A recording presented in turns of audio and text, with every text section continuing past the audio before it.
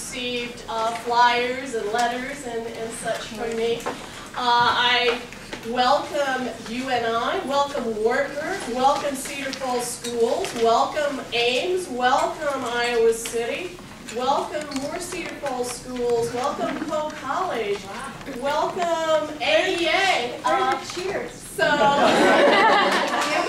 anyway, it's really great to see you all. Welcome UNI students. Bless you all. You'll get a better grade for being here. In any case, we would like to begin with a couple introductions from a couple of people who have really been generous in making this all possible today. It started with a little idea under a tree in a restaurant in Vienna last summer, and Elaine and I were talking, and this is what came from that. It could have been a while.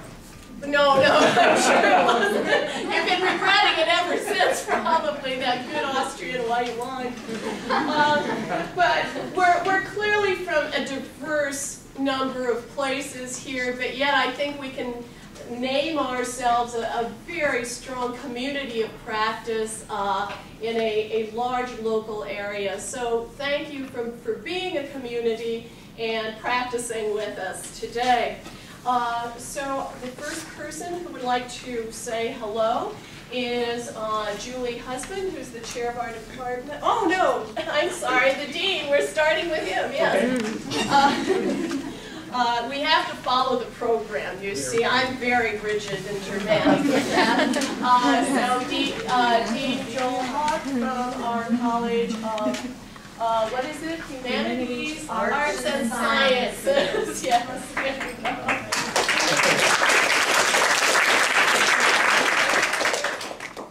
Thank you, Ardith. We actually shortened it just to Chaz. So on behalf of Chaz, I do welcome all of you here. You know, in our world, I can't think of any topic more important than language teaching and learning. And so I really appreciate your interest. This is probably outside maybe one of the finest days we will have the entire 2013. So that you've decided to be here instead of out there is very impressive. Thank you for your interest in this. I want to thank Ardith and Elaine for having the discussions that led to this. In fact, Elaine and I have just been talking and we've come up with a lot of ideas that are now on my list. And so I'm sure you will find you're equally as exciting to talk with here today. And I know we have 3 other speakers as well that I'm sure will be wonderful. So on behalf of Chaz, thank you very much for being here. You really don't want to listen to me, so I'll just say thank you when you're done. Welcome to you.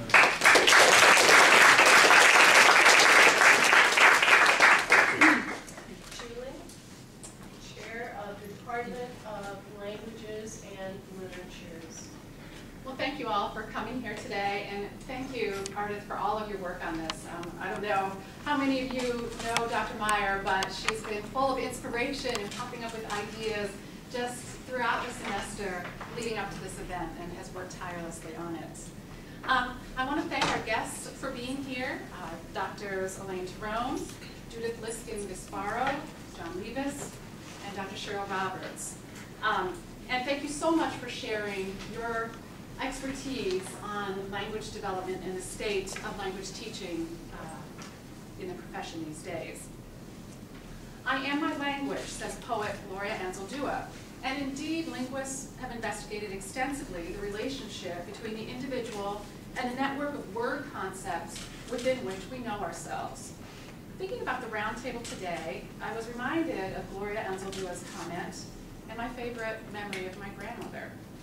She was a very quiet woman, in some ways overshadowed by my gregarious grandfather. She and my grandfather lived about a mile from our house, and I often got the tour of my grandfather's rose garden or his latest project in the basement, while my grandmother silently sewed in her room and watched from the kitchen window. In my 20s, my grandfather died, and my grandmother had a stroke that rendered her unable to speak. We never knew for certain if she understood what we said, and she rebelled in her quiet way against our attempts at speech rehabilitation. I worked down the street from her nursing home and used to visit her, telling her far more than I ever did when I thought she understood me. I thought she might find the flow of my words comforting, even if she didn't understand them, that she might find the occasion of our interaction a pleasure, if not the content of my rambling. One day, I came just as she was headed off to lunch, and the nurses said that I could join her, so I wheeled her down, and as I was sitting, she gestured to each of the elderly women at the table. Each was unabashedly pleased to introduce herself, and I introduced myself as Lillian's granddaughter. I was in her world, and with a very few words, as I never had been before. She couldn't have been more pleased. When I think of language worlds, I think of this world of gesture and ritual and network. So today we'll hear of additional worlds and about challenges and opportunities from experts in the teaching of language. On behalf of the Department of Languages and Literatures, I'd like to welcome you all here today.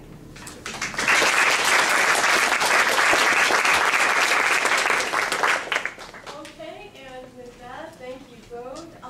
Elaine, go ahead. We'll, according to the program, Elaine will speak, present, then Judith, Liskin-Gasparro, then there'll be a break, and hopefully there'll be something to eat out there. Okay.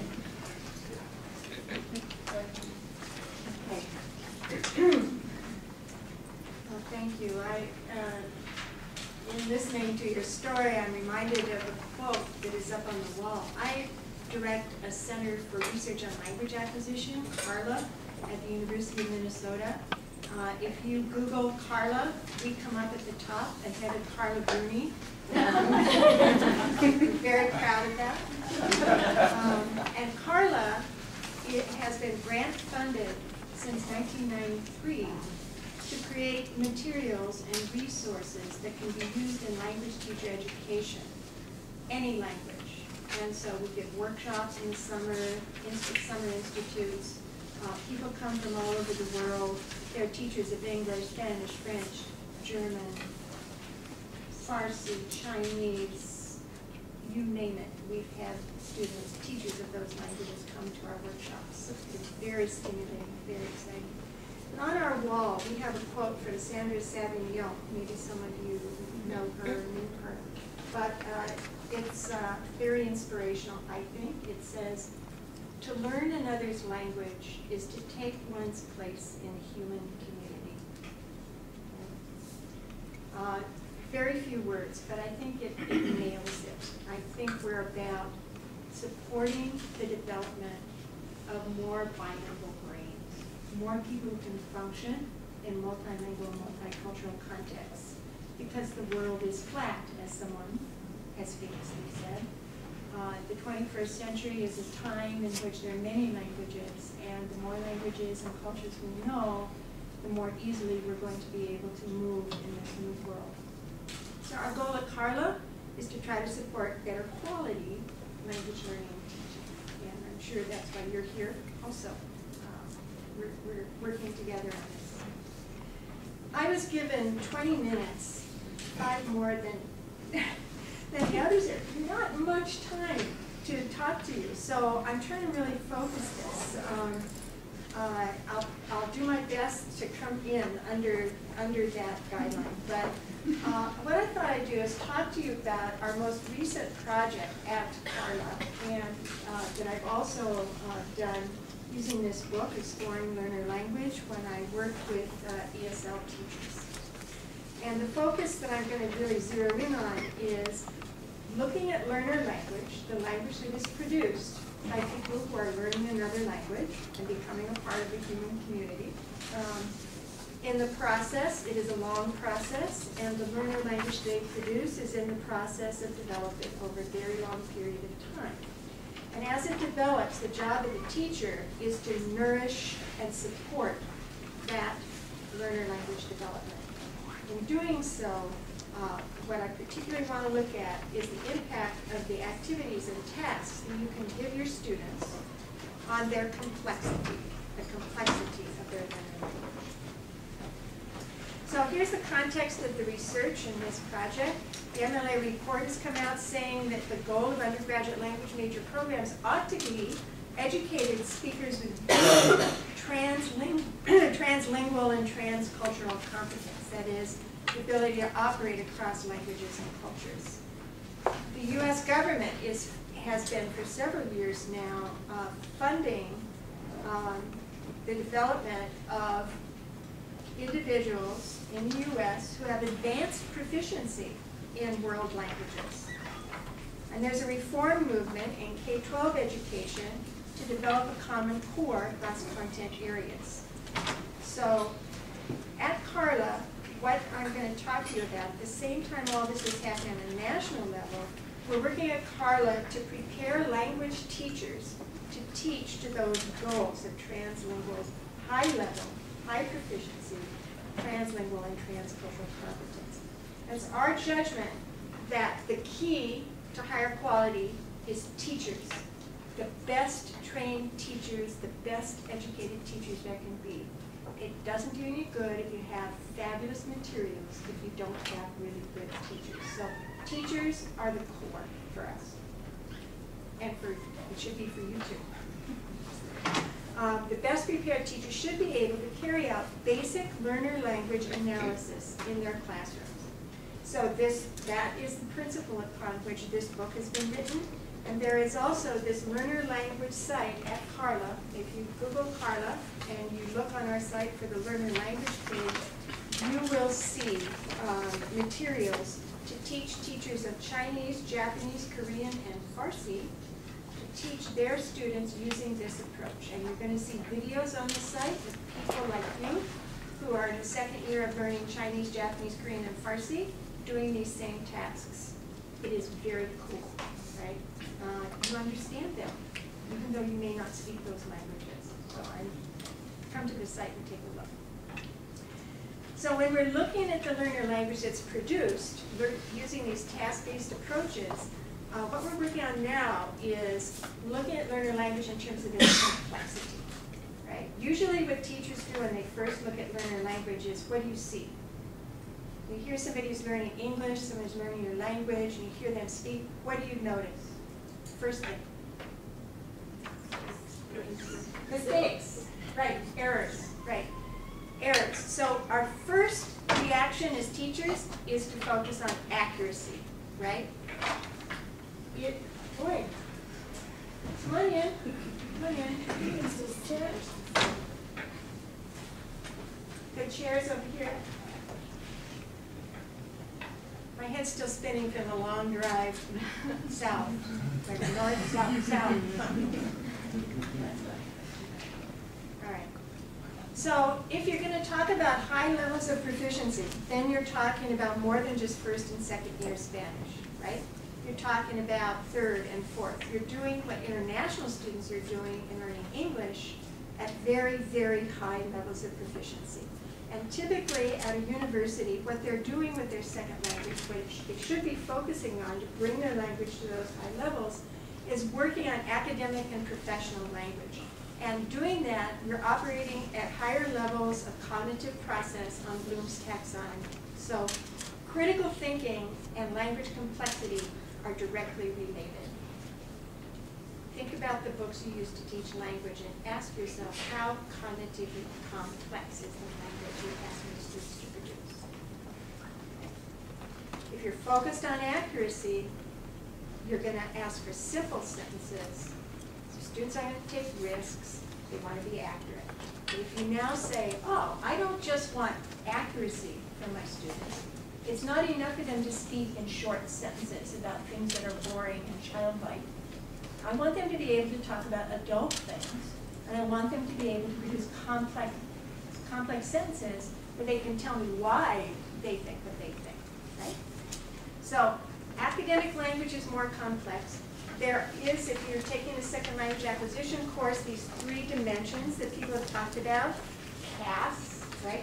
Complexity, accuracy, and fluency. Usually teachers focus way too much on accuracy. I'm just going to say that. Way too much on accuracy. If you're going to develop complexity, you have to take risks. You're going to make mistakes if you try to produce a more complex sentence. Good, go for it. You need as a teacher to support your students' risk-taking to talk about more complex things in more complex syntax and reward them for trying that. a task-based approach is the way that I'm going to suggest. When they do produce more complex language, there's all kinds of ways that you as a teacher can have to analyze what they're doing. I don't have time to talk about it, but you can talk to your second language acquisition instructor about AS units or T units for sentence complexity, lexicon, type token ratios for lexical complexity, both our website and this book. Look at learner language from that point of view and show you how to analyze learner language for its complexity. It's a little harder than doing it for accuracy, but it's more interesting, I would say. All right. What we're doing in both the book and the website is using visual images in the tasks we assign, and they are culturally rich visual images. This comes from Barnes, Carroll, and Bronner's work at St. Olaf. It is midway between where I live and where we stand today. I've driven right past Northfield on my way down here. If you ever get a chance to go to St. Olaf and observe their Spanish and their French classes, they're using this approach, it's mind-blowing. And read this article. I'm going to give you a handout in a little, not yet, but there is a reference on the back. It's in Foreign Language Annals, the last article they wrote on this approach. But I'm just going to summarize it for you in a nutshell. What they do in their third semester Spanish course is they give the students an academic content course. And the name of the course is The Linguistic and Cultural Diversity of the Spanish-Speaking World. And they are graded on their mastery of knowing something about the geography and cultural geography, not just about the Spanish. So they actually have to learn something academic in this third semester college course, right? So they're learning academic content, and in the process they're learning about things like migration patterns in the Spanish-speaking world, how the countries in Latin America differ from one another in the literacy levels and in the various characteristics of the society. Imagine it is a shocking day, the day that they learn that Cuba's literacy level is higher than that in any other country in Latin America. It's like, well, how can that be? They're communists. So they're doing it in Spanish, in third semester Spanish. They're working this through as they look at the data and they're saying, wait, that can't be right. Oh, it is. Now, how could that be? They're having to work through challenging cognitive material using their second language. And the goal is to push the complexity and the development of academic language in Spanish. Right? So these unrehearsed communication tasks, the goal is you want the learners to use the same kinds of academic and critical thinking skills in their Spanish class that they do in all their other college level classes. Why should they become dumb the minute they enter a language class? Why do we treat them like tourists, like in the language for tourism, but not for thinking, right? They're saying, no, we're going to give them the same level of academic content in their Spanish class, using all their other classes, but to do it using their second language. Learners start out, they're not good readers at this level, but they can read visual images, and they can also read statistics, right? They're cognate words, so you can understand literacy in Spanish and English, and you can read the numbers, and you can understand, oh wait, we're being given an assignment to compare literacy levels. They can do that in third semester Spanish. And then they have to, they're challenged to say, so why do you think this would be, right? That's the question, right? That forces them to start thinking about issues at a college level using their second language. Now this is what we do in ESL, I hope, all the time. I hope that in our intensive English courses, we're challenging our international students to do exactly this. So that's what we're going to have to do when they leave the IEP and go into their courses. They have to do critical thinking through their second language. Right? This approach of using visual images, then they graduate to text, short text, academic text. So you begin with a visual image and you're confronted with images that require that you use transcultural competence. Why am I seeing what I'm seeing? Why are farms in Guatemala, why do they look like this? Why don't they have the silos, right? This actually started when they used the word farm in their third semester Spanish course, and they realized when I say that there are farms in Guatemala, they are imagining Midwestern farms. They're seeing the silos and the John Deere tractors, and it's like, wait, you know, that's not what a farm is in every country in the world, right? So that's when they started using visual images. But then you start juxtaposing visual images. Like this is a photo of a family. This is a photo of a house in a typical family in Guatemala next to a typical family in Texas, as it turns out. They're different. They're different, right? How are they different? Why are they different? So just using visual images, you can do some pretty challenging thinking assignments in your second language class. The learners are given, they're put in groups to talk about it in their little groups. They're using their second language in collaborative dialogue. They're constructing hypotheses. What is their socio-economic class? What is their education? What is the first culture? The second culture. Learners juxtapose images and use their second language to critically analyze them. Look at postcards and what's the point of view of the photographer of this postcard? What is this ad trying to sell, and how is it trying to sell it, right? So you're critically reading the visual images. Your competence isn't quite high enough to do that with written text, but you phase that in as you go. Okay, so so the question is, how can you do this? They're using image-based critical thinking tasks, and here's the question. If we just use the critical thinking tasks alone, is that going to affect the complexity of their syntax? They have a whole curriculum. They have amazing results. The students' complexity increases like that. The amount they write from beginning to the end of the semester increases geometrically. My question is, what if you just assign the task? What if you just tweak the task? So I'm going to show you 2 tasks in the limited time I have left. And I'm going to show you videos from this book. Have any of you seen Rodrigo and Antonio before in this book? Okay. Rodrigo and Antonio were age 28, 29 in our international, in our intensive English program. They were brothers, and they were they had 5-year law degrees from a university in Mexico City. So they were lawyers, but at the time we video recorded them doing these 2 tests I'm going to show you, they had been in the U.S. less than a month. And they were placed in the lowest level English class we had. Their English was in the basement, right? So highly educated, but beginning English, right? All right, so we recorded them doing unrehearsed communication tests. In other words, we gave them no training. We gave them no introduction. We sat them down in front of the video, handed them the photographs that I'm about to show you, and gave them the instructions, turned on the cameras, they were under the lights, and what you see is what they did, right? Amazing. All right. Culturally rich photos of houses. I took the pictures, one in an upper middle class neighborhood of St. Paul and one in a lower class neighborhood of St. Paul. We gave them these tasks, and here they are. Photos of 2 houses.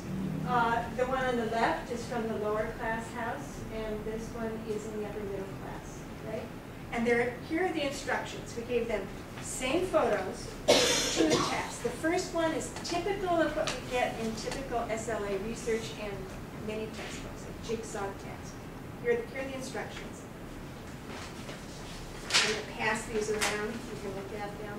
I was going to have you do these, but we don't have time, so just take a look at these together. All right, each of you, we have people, let's just set you up as if you're going to do it, though. So each of you has a photo, all right? I want you to look at your photo. Don't move up there because they couldn't. Look at your photo, and I want you, don't show your picture to the other person, but just find 3 things the same and 3 things different in your photos of houses, right? And you don't do it. Now, you want to do it though, don't you? You were. Okay, and then this one. Now put your pictures side by side. Now you can see each other's house. Work out together who you think lives in these houses. What do you think their social class is? and why, right? And what do these houses tell you about the cultural values of the city where they are? And why do you think that? All right, right? Now, let me just say, these are beginning, right? I told their teacher we were going to do this. And he said, oh, they can't do that. No, they can't do that. I said, well, are they risk takers? Yeah, that's what risk takers, okay. So we said, okay, I'm going to show you what happened. And now we can hand out the hand. We have a transcript of this. I'm going to exit to Cheryl.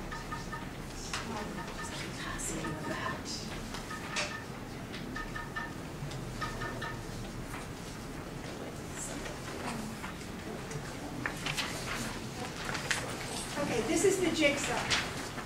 Now let me remind you, I want you to watch their nonverbals.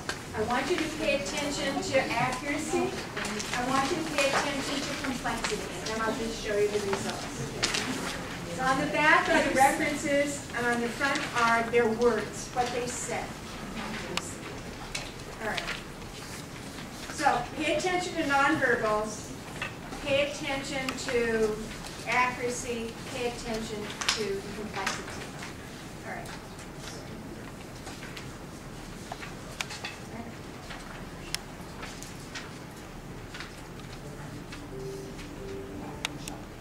Okay, the sound is not good.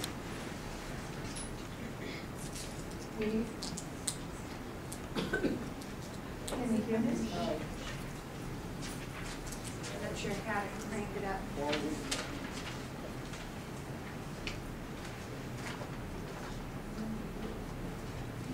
Oh, yes. I had it all set before. Put your hands over your ears. This can be loud.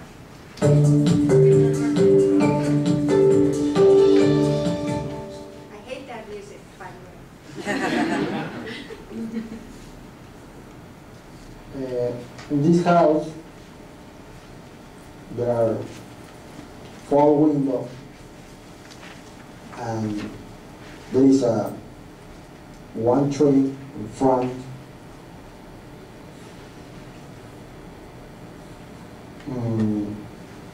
There is a grass in the garden. Focusing on accuracy. This house is white. There are 3 windows and 2 doors. There are in front a street and a small garden, and back maybe I don't know, 3, 4 or 4 streets. What are you noticing about their language? What kind of nouns are you hearing? Concrete. Concrete nouns. House, garden, adjectives, white, green, small. Look at the transcript. Are there any complex sentences there?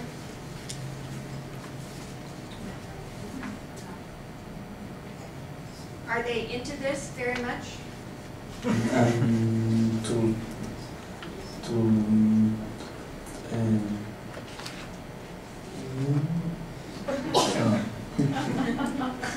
Okay, to this house, in front there a car, green car. Inside, the same, there is a warehouse. Color is white. And there are many walks through. There are any flowers.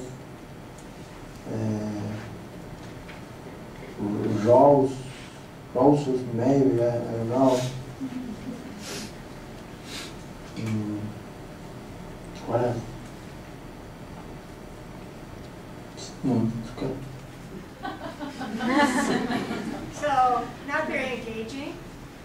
typical of ESL speaking classes at the beginning level. You give them simple things because you think that's all they can do, right? And, you know, these are very expressive nonverbally, right? The shoulders, the, right? Okay, so now I want to show you 5 minutes later, we did exactly the same thing. No time elapsed, right? And so now, we said, so who do you think lives in these houses? In the interest of full disclosure, I'll tell you they're in human rights law.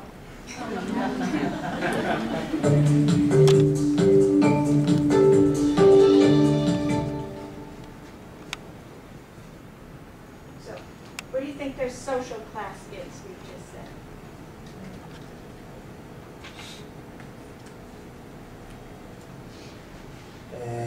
This house show me that the people property are maybe they had a good job because the house show it. It's big. It's clean. There is a car, and this house it's small. It's not clean. I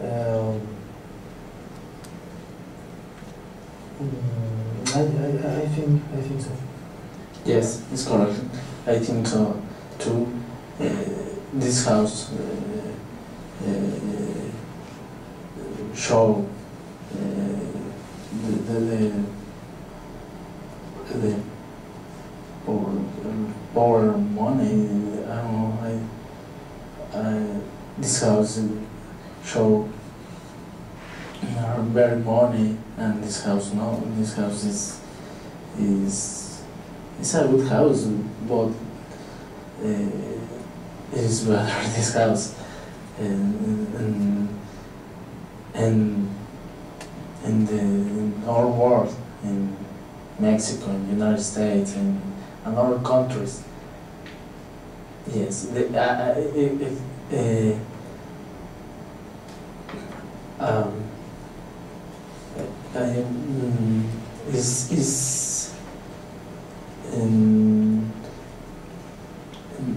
show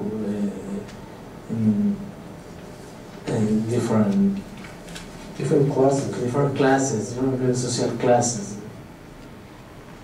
What happened right there? What do you notice about this so far? They were willing to talk so much more. Yeah, and they're leaning into it, right? They're engaged, right? It's inviting them to be adults and think and talk about things that are important to them. So right there. What is the structure of their sentences like? Complex. Yeah, the very first sentence is a really complex sentence with 3 clauses in it. This house shows me this because that. And do they present evidence in support of their hypotheses? Yeah. Yes, they are lawyers after all, right? There is a car, there is a this. They're very good at structuring the argument, right? Because they have the academic expertise in their home country, right? Are they fluent? No. It's painful to listen to them struggle to create these sentences, but look at what they're creating. And here, what happened? He stopped for a long time. What happened there? He's struggling to find a word. What's the word he wants? Social classes. Social classes. He can't get it. So then his brother says, classes, and then what happens? Watch this. It's amazing. This is sociocultural theory, right here. This is how 2 people together can do more than either one can do alone. Watch this. Show in different classes, different social classes. He didn't know anything. And now he's got social classes, right? So a little classes, he can now access social classes, right? So with the scaffolding, they're able to help each other produce much more complex material. Which is why you do this in groups, and it's why you do it as a collaboration. Okay, I don't have any more time, really, so I'm going to just show you what we saw very quickly. No, not from the start. Wrong. Okay.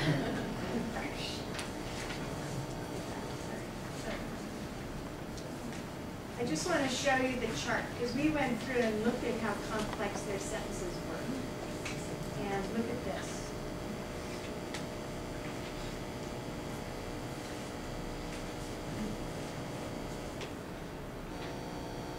So on the jigsaw, they both had more subordination on the second task. There's also, Antonio has more lexical variety, Rodrigo not. Rodrigo's the lowest level. So this task, which the teacher thought was too hard for them, actually took off the glass ceiling that we saw on the jigsaw, invited them to do some critical thinking, and look what happened to the complexity of their language. This is without instruction. This is just asking them to think through their second language and express complex thoughts they've already got, using whatever they can. There's a lot of communication strategies. They can't come up with wealthy or lower class. It's this house very money, this house no. Where in Spanish it would be, this is upper middle class, right? And then the last line, I think what they're trying to say is, but don't worry, there is economic disparity which is universal in all countries. They can't say that yet, right? But that's what they're trying to say, right? And they actually say it if you wait for it. Okay, that's all I'm going to say. We could talk more, but thank you very much.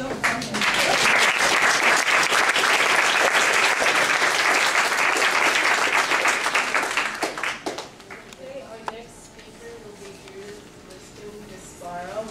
I should probably apologize to the speakers because we're so fortunate to have people of their quality here that for time purposes I did not have sort of a long introduction for them all, but you can meet the speakers, see what they've done in your program, so please do so. Okay, hi everybody, and thank you, Ardith, for inviting me to come to this roundtable, and thank you all for coming out on a beautiful spring afternoon. And I don't make the drive from Iowa City to Cedar Falls very often, but I do want to acknowledge how grateful I always am for the connections between our two institutions. So I just spent an hour before this started with Jenny Cooley, who is a faculty member in Spanish, and she was our PhD student at Iowa, and there's several more just like her who are graduates, your faculty.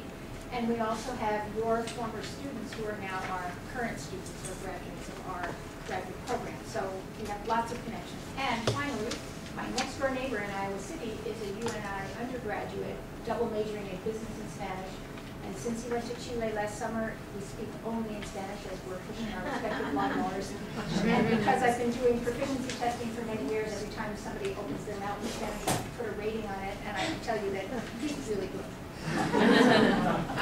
What I am going to talk about today is the topic of what it means to flip the classroom.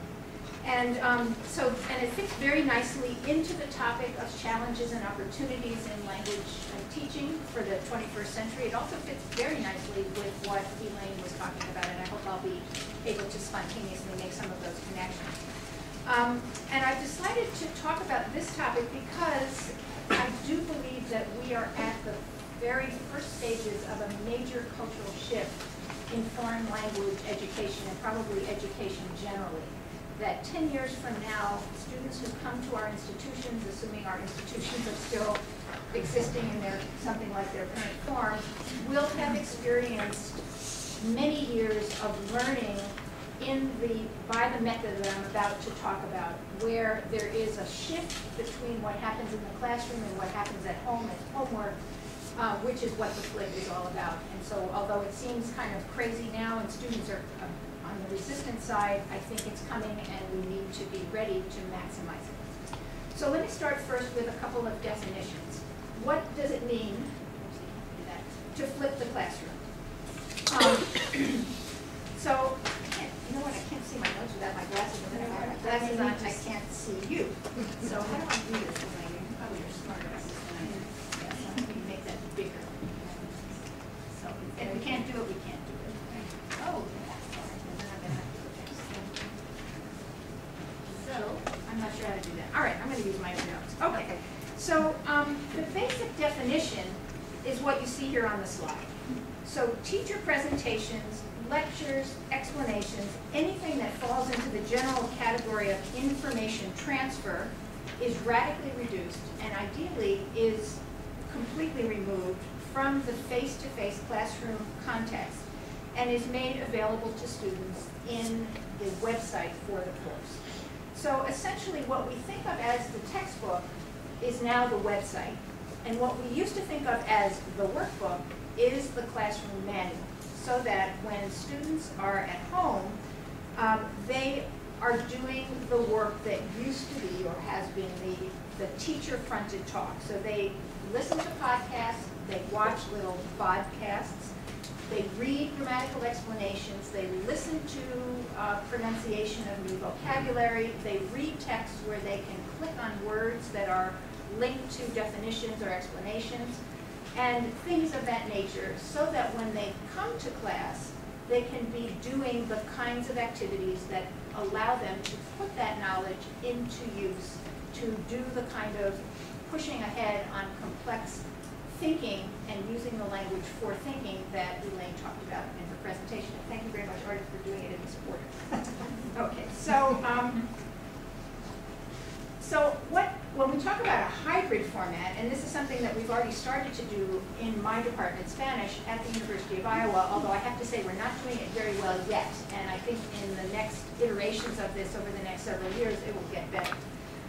So hybrid is a combination of online and face-to-face instruction. So we used to, in my department, teach first and second year Spanish 5 days a week, 50-minute classes.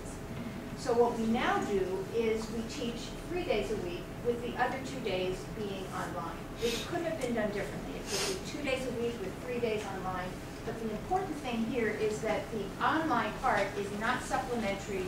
It is an essential component of the course, and it really does require a changing of mindset on the part of the students. So where does this all come from?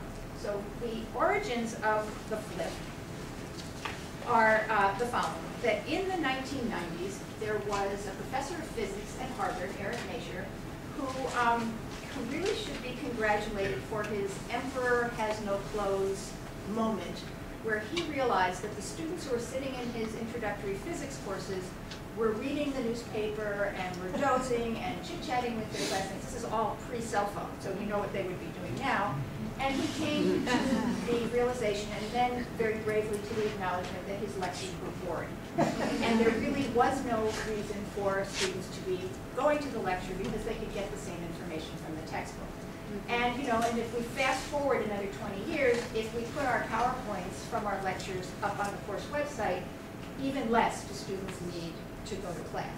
So he said, let me see what I can do about this. And so what he decided to do and there was enough of a computer element at that point in the early 1990s for him to put material online in some way. I guess it wasn't even online. I don't think there was an internet to speak of that way, but you could access the material. And he could do some of that face-to-face teaching work outside of class, the equivalent of it. And when students came into class, instead of doing problem sets for homework, they did their problem sets in the classroom.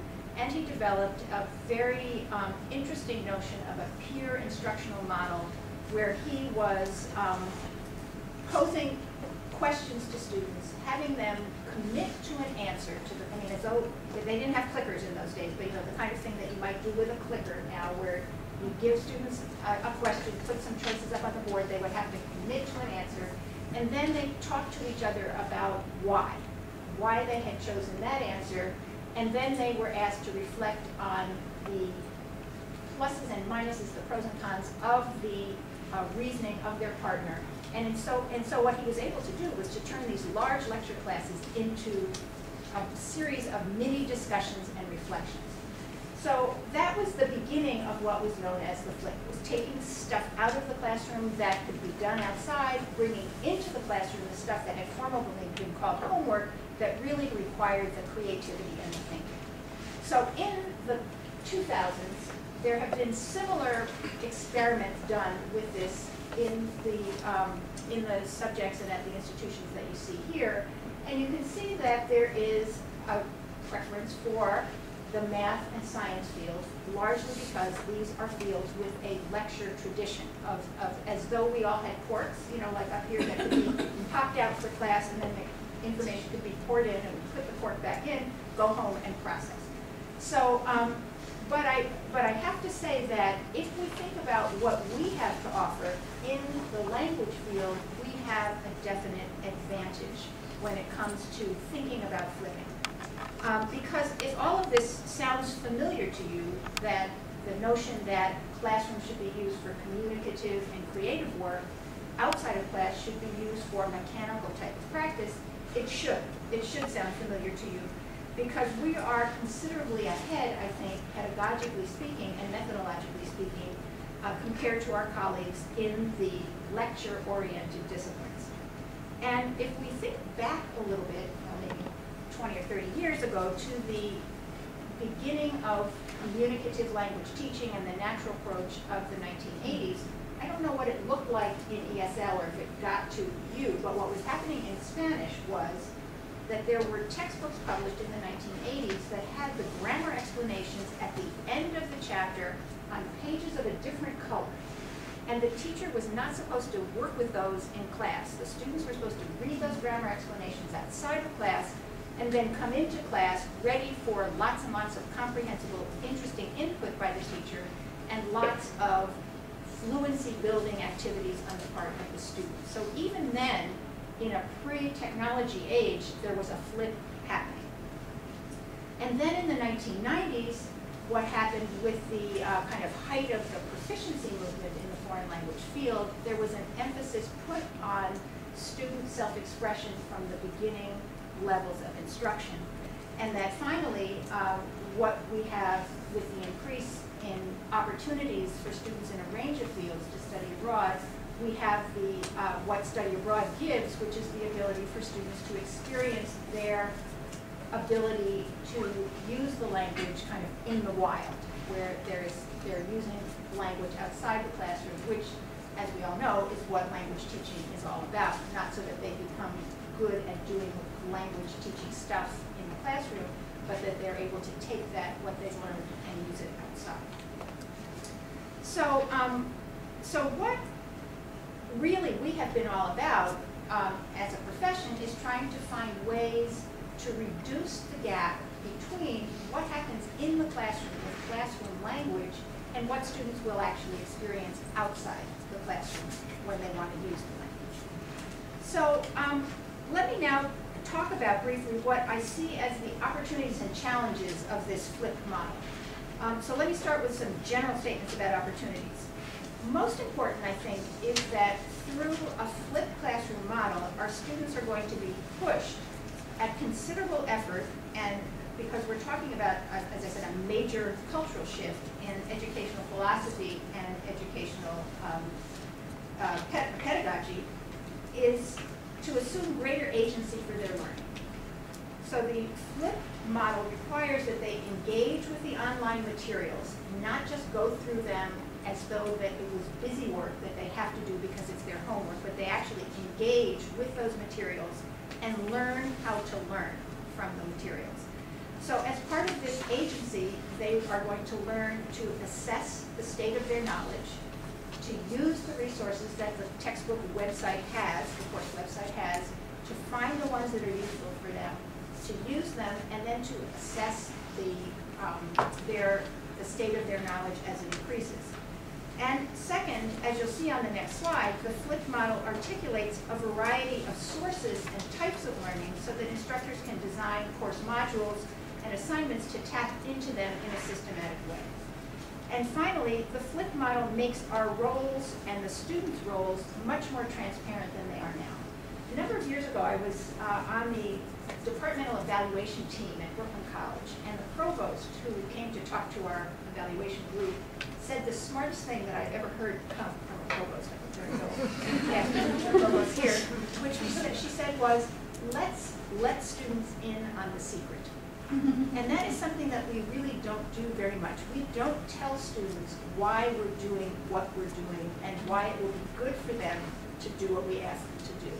And so I think with this flipped model, what we really are doing is letting students in on what it takes to learn a language. That combination of the discipline of learning the nuts and bolts in combination with that communicative push, what I sometimes call communicative urgency that comes from activities in class that are interesting and engaging and for which they want to say something meaningful. And so the idea here is that I think through this model, as it becomes better and as we get students to buy into it and we know how to do it better, we are going to be in a situation where students are going to understand why they have to do some of that hard nuts and bolts work. And not only why, but how to do it. So here's what the model might look like. And I have to say here that I think we're still pretty primitive. So this is my best thinking on the topic right now. But if you ask me again in 5 years, I hope I'll have a better idea. So the model has some parts to it that are individual learning and some parts that are going to be group learning. Some parts that will be asynchronous and some parts that will be synchronous. And although I'm going to show them to you in a certain order, I don't think that they always have to be in that order, and you could also have cycles that are at different stages going on at the same time.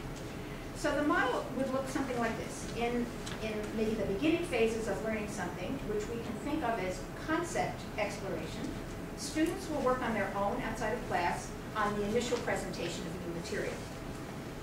Most of what we think of as the textbook, as I said before, is now on the website. So students are going to go to that material.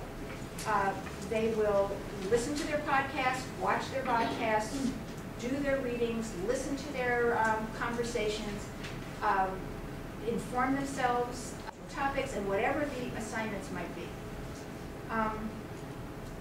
The readings that they have might be spoken as well as printed, so that would respond to different learning preferences as well as give them more exposure to the spoken language.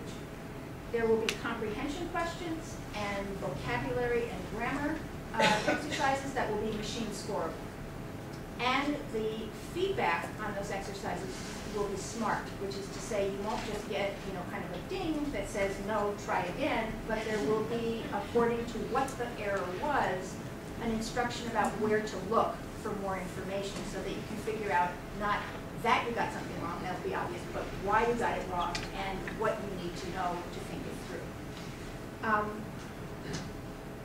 Self-assessment checklists will also be part of this to tell students when they're ready to move on to the next topic and when they should stay with this topic and what they should do to be ready to move on to the next topic. And so although this stage I think of as primarily individual, instructors can have virtual office hours so that there can be chat sessions, and students might also choose to set up study groups that will be virtual as well.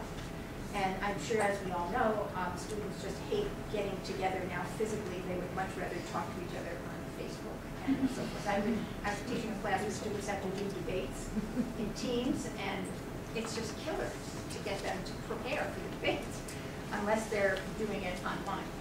So the next part of this, the next phase might be where students are given assignments and activities that will have a focus not on information gathering and concept exploration, but on making of meaning using those concepts. So these are activities whose purpose will be reflection and self-expression, but again, primarily individual. So you might have students keep blogs, and so they will be doing blog posts. They might have essays to write, emails to prepare. They might make their own podcasts or vodcasts that have to do with the material of the chapter or the material of the module. And they will be invited in various ways to reflect on what they know, what they understand, think, and believe, and to seek out extra information on the topic. So all of these things now that I've talked about so far can be happening outside of class. Now in class, what's going on? And here's where I'd like you to kind of combine what I'm about to say with what Elaine already talked about. So there, I see these as having two types. The first type would be activities where students are presenting. And so if any of you are familiar with the actual standards and the communication standard with the interpretive, the interpersonal, and the presentational modes of communication, this would be the presentational mode in combination with the receptive, the interpretive. So they would be doing some research, and then they would be making presentations, or doing projects where they're working together, interpersonal, and then presenting. Then the experiential and group engagement would be activities that we think of as task-based activities, problem solving, games, the competitions that usually get students' blood running faster, at least in Spanish, and my Spanish classes, and then things where they are writing for an audience and expecting some response, and then engagement in the arts, so drama. We're now at the University of Iowa doing a lot with creative writing. We have a new creative writing track in the undergraduate major in Spanish, as well as an MFA in creative writing in Spanish. So I'm from New York, so I talk fast. Not to mention that I'm making up the extra time that I took for super interesting videos. So here, what are the challenges now of all of this? So I hope I've said something interesting about the opportunities. The challenges that I see come in two flavors. One is the challenges for us as course designers and instructors, and the second kind of challenge are the challenges for the students.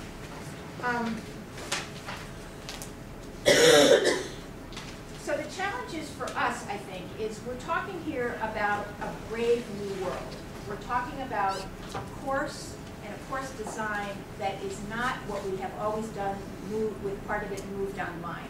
We have to think about this as a different kind of learning on the part of students, and therefore different materials with different goals on our part. So, and then second, I think it's, as always, we have to both lead with the pedagogy, not with the technology. So we don't put everything, throw everything in that the technology allows us to do just because we can. So bells and whistles are not our thing, but we have to really think through what it is we want students to be doing, what we want them to know and be able to do, and then figure out how we can make the technology work for us.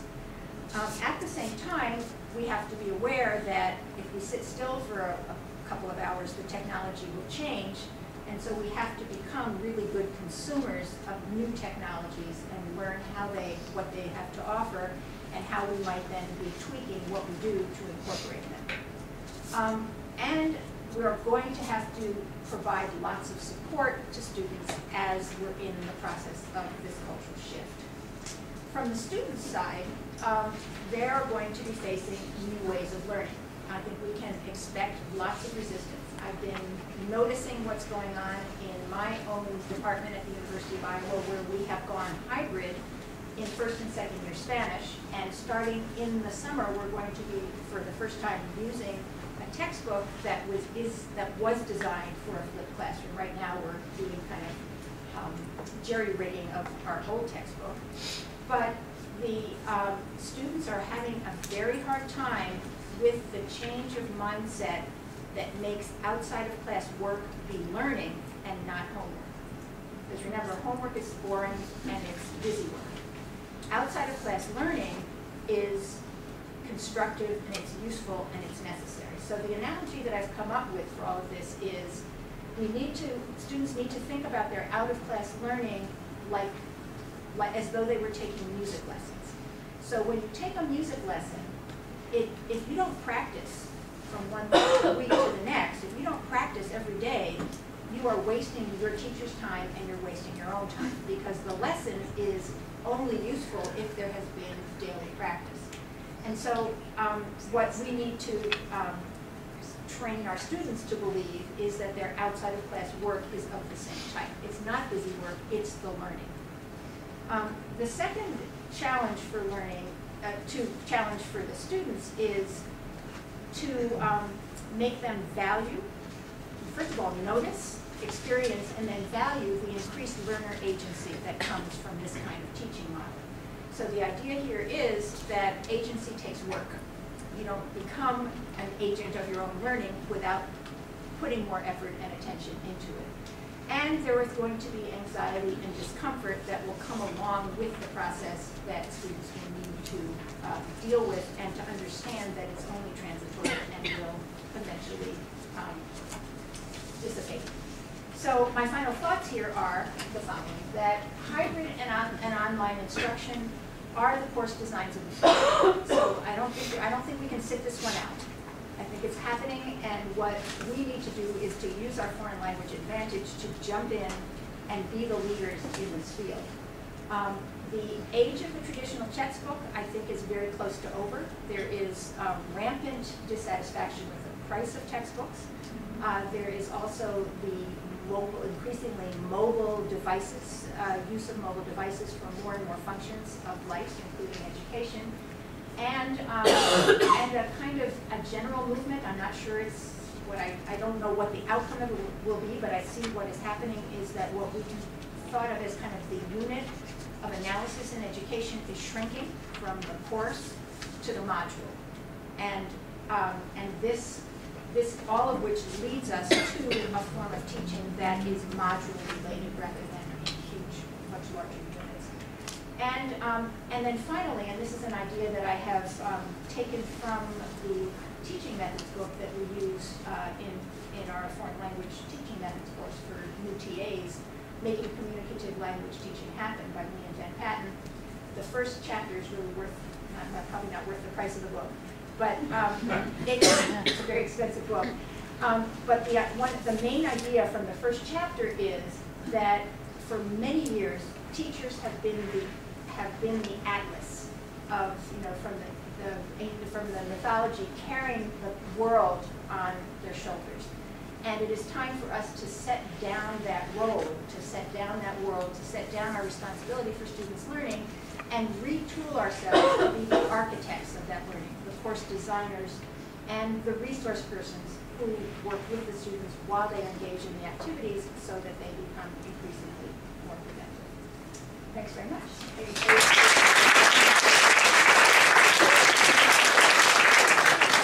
like to mention your textbook? Well, I don't know. I mean, the textbook that we are going to start using at the University of Iowa is the one that my collaborators and I have written, and it is, I do believe, the first textbook in Spanish for the flipped model, and it's called UNI, and will be a first-year textbook. So we have some pilot institutions this spring, and I haven't really heard yet how students are doing, but I anticipate that it will be all over the map. So, as I said, tune in. I'll let you know in a couple Very weeks. good. Thank you very much.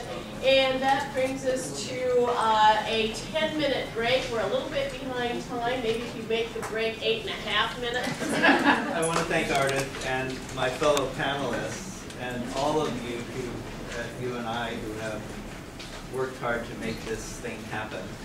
I'm thrilled to be here today. I'm from Iowa State University. I'm 90 minutes to the east and south instead of like Judith to the west and south. What I'd like to talk to you about today is a much neglected area of language teaching, and that is pronunciation. It has not always been this way, and what we see is that it is changing pretty dramatically with lots of interest. Tracy Derwing says that she has seen more PhD students in the past 3 years working in pronunciation than she had in the previous 15. And so what we see is a lot of changes going on in language teaching in this area. But there are a lot of, shall we say, misconceptions, and I would like to talk about them. One day a couple of months ago, I noticed a Washington Post column that was about like 5 things that reporters needed to know about economics or something like that. When I went back to look for it, I found that the Washington Post does these 5 things you need to know about X regularly. And I thought about, what do teachers need to know about pronunciation? And so that's the basis of the framework that I'm going to talk about. You see, research shows that teachers believe 2 things about pronunciation. 1, that it's important, and 2, that they're afraid to teach it. Like it's a mysterious task that's only for the high priests and priestesses of language teaching. Well, as one of the experts, I can tell you that there's nothing very mysterious about it. But we do need some basics. What do teachers need to know? As I was working on this, I put the question to a discussion list that I'm on that includes about 200 pronunciation experts from around the world. And like all authorities, they all thought they had the right answer, and they all disagreed with each other. But their answers broke down into 3 categories. Conceptual knowledge, so what do I believe about pronunciation? Descriptive knowledge, how do we describe it and its features? And then procedural knowledge, or what do we do in the classroom? Each of these is important, but I'd like to talk about the first part, the conceptual, because I think this is the place that teachers get tripped up. So, in these areas of conceptual knowledge, I'd like to go through 5 things, and I'll go through them very quickly. 1, pronunciation matters. 2, working on pronunciation can lead to improvement. 3, there is always an opportunity to include pronunciation. 4, all teachers can teach pronunciation effectively. And 5, pronunciation work does not disrespect a learner's L1, culture, or identity. Now, each of these conceptual issues assumes it's negative in the minds of many teachers. And so it's important to talk about them openly. For example, when I say pronunciation matters, it suggests that teachers sometimes think it really doesn't matter. Or when we say that it can lead to improvement, there are a lot of teachers who are pretty suspicious of this, and they think, well, actually it's kind of wasted time in the classroom. So what I'd like to do is give you some evidence for each of my positions. First, pronunciation matters. In the early years of the movement toward communicative language teaching, pronunciation teaching was neglected, thrown out, ignored. You can say it in a lot of different ways. Because it was believed that if learners learned how to communicate effectively, pronunciation that was good enough would follow. And this did not happen. By the late 1970s, research with international teaching assistants came up against speakers who had very high levels of English, but remained frequently incomprehensible. It's in this context that Frances Hinofotis and Kathy Bailey wrote this, that there appears to be a threshold level of pronunciation that's necessary for communicative ability. So you can have great grammar, you can have fluent speech, you can have good listening comprehension, but if somebody doesn't decode what you're saying, you're not going to be able to show that off. Pronunciation is the way that our spoken messages are packaged, and in that sense, it's kind of a gateway, a gatekeeper to communication. Sounds are a lot like letters, which are the way our written messages are packaged. But spoken language is different from written language. Now you're going to notice, you're probably noticing, that I've deliberately misspelled words in these last 2. Some of the misspellings are noticeable but don't really get in the way of the message. Others, like but, where they're both pronounced the same, but and spoken, which looks a little bit like Spokane, cause a reader to slow down a bit more. And this has a parallel in spoken language with an E, in which some mispronunciations are noticed but don't affect understanding, while others get in the way much more. There's also a parallel. I was reading the student paper today on campus in which the student editor apologized for writing about a student group that traveled to Jamaica over spring break to work with dead children. Oh, yeah. When they meant deaf children. Now, this is not something that will happen in spoken language, but on a computer keyboard where the F and the D are right next to each other and the spell check doesn't catch it, we had problems. So, let's go to the second piece. Working on pronunciation can lead to improvement. What I'd like to do is talk about an article that just came out recently. Kazuyu Saito in TESOL Quarterly did a meta-analysis of 15 studies that examined the effectiveness of pronunciation instruction. And these were done over the last 2.5 decades. There's only about 15. So meta-analyses usually have things where they have 45, 50, 100 studies, while we have 15. What he found is that pronunciation works. Pronunciation instruction works. It almost always in these studies leads to improvement in pronunciation in controlled speech, so sentence reading. Non-instruction, communicative language teaching, where we simply focus on meaning, does not work to improve pronunciation. And this is what we saw with Hinofotis and Bailey.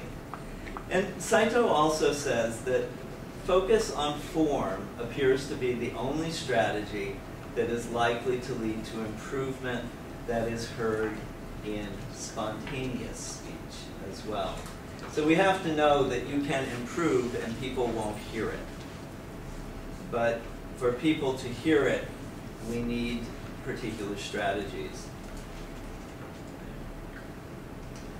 So, when we are looking at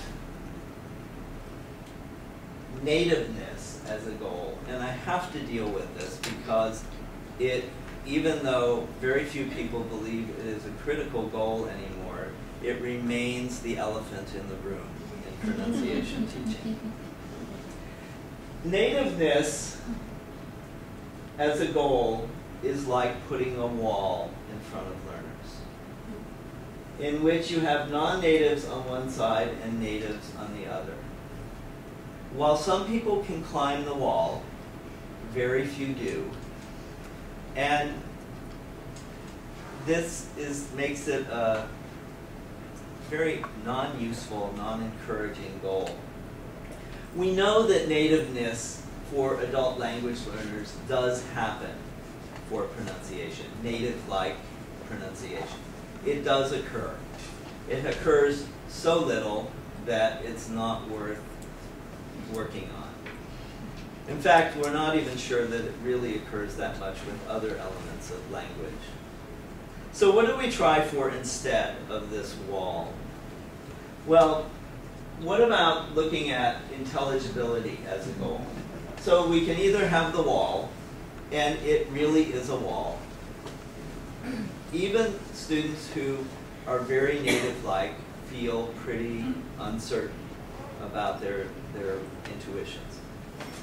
Or we can see it as a continuum, where we can move from hard to follow to understandable to easy to follow. And I've made it only a 3-point continuum, but it's a continuum that has many, many points.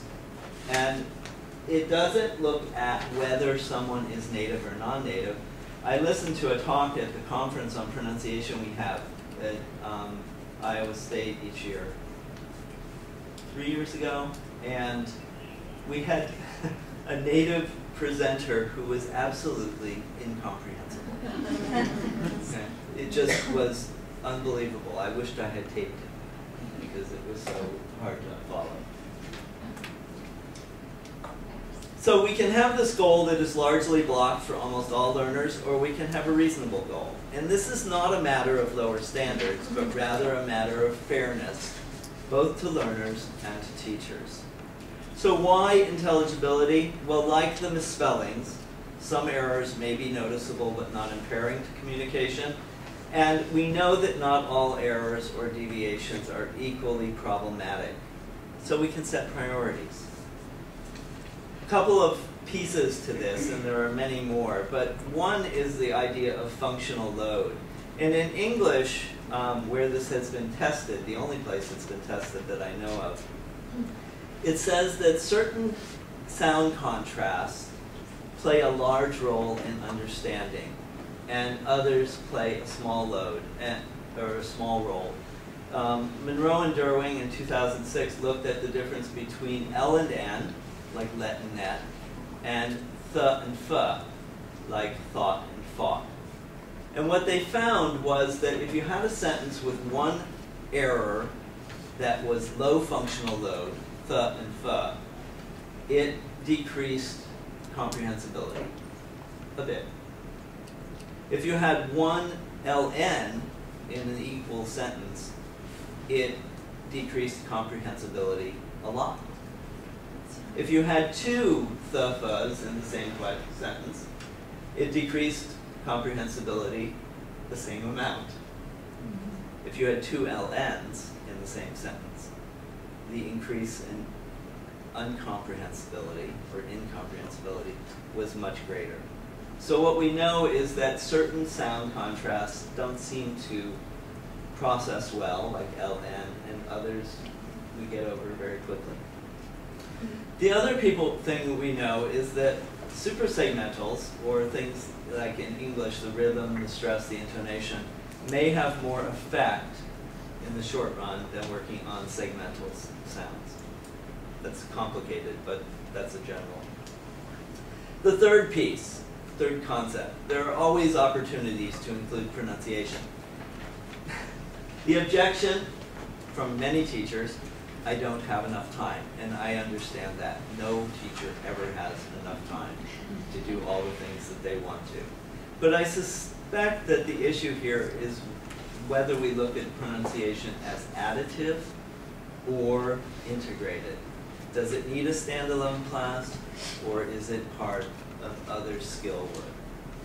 Remember, we can set priorities. We don't need to do everything. And in fact, some things don't make much of a difference. So we should do them. Let me give you a picture here. Typically, in a class, a normal classroom, you have a teacher who has to do lots of things. And if you ask them to do something with pronunciation, unless they're really a convert to that cause, it's outside, and they have to figure out what they're going to throw out to put it in. Okay.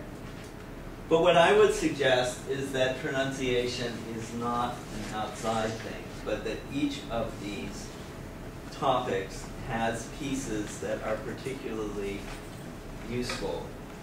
So even in a grammar class where you have ed and s endings, the use of phrases and thought groups, speaking, the use of syllable length, and I'm speaking from English perspective here. Conversation, sentence stress, culture, the difference between ing and in. All of these areas have places where pronunciation impacts the meaning of what you're doing. And this suggests that it can be integrated. We don't have great models for doing so, but that it can be integrated. My fourth concept, all teachers can teach pronunciation effectively. Now, this assumes, of course, that a teacher has had training or is willing to learn. I have 5 references here, and what this shows us is that when we've looked at teachers in the UK, in Australia, in Canada, in Japan, they all have this same objection, that I don't know enough. So it's a real objection, but it's interesting that I never hear the same teachers say the same thing about grammar. And some of them probably don't know enough there.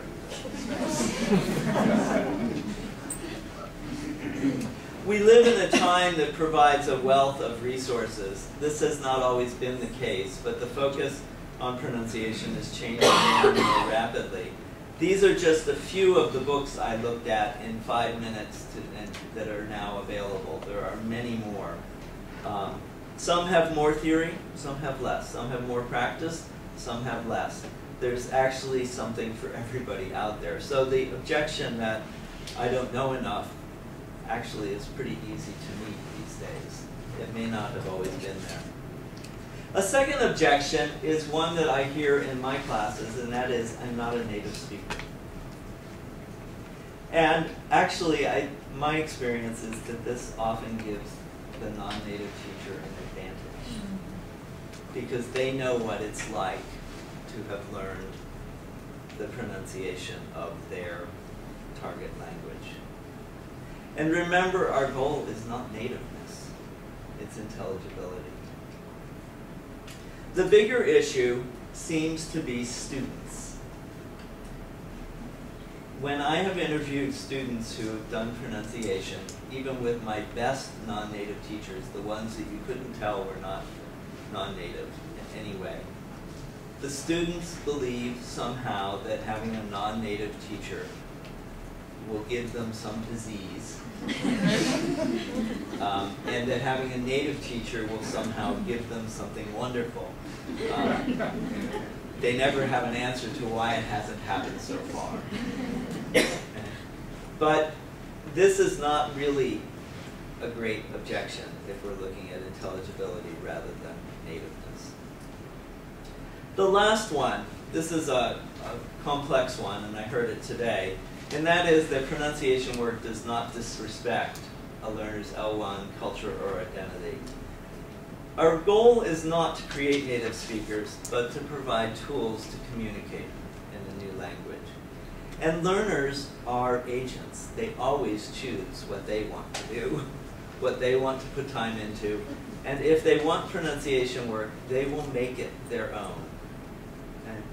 And it always has seemed foolish to me to tell learners that they shouldn't learn a part of the language because it will turn them into another type of person. And in fact, in interviews I've done with students, they think it's stupid. When I've said there are people who say that you will lose your identity if you become native-like in your pronunciation, they laugh at me. They're baffled as to why anybody with a brain would think this. Let me talk about pronunciation to close here by using writing as an analogy. This is a world-famous writer, Chinua Achebe, who died just recently. He's Nigerian. He's not a native of English, but he became famous for writing in English at a time when it was not the thing to do. And this was a decision he was forever defending. And when he was asked to explain once why he, a non-native speaker of English, wrote in English, this is what he said. So my answer to the question, can an African ever learn English well enough to be able to use it effectively in creative writing, is certainly yes. If, on the other hand, you ask, can he ever learn to use it like a native speaker, I should say I hope not.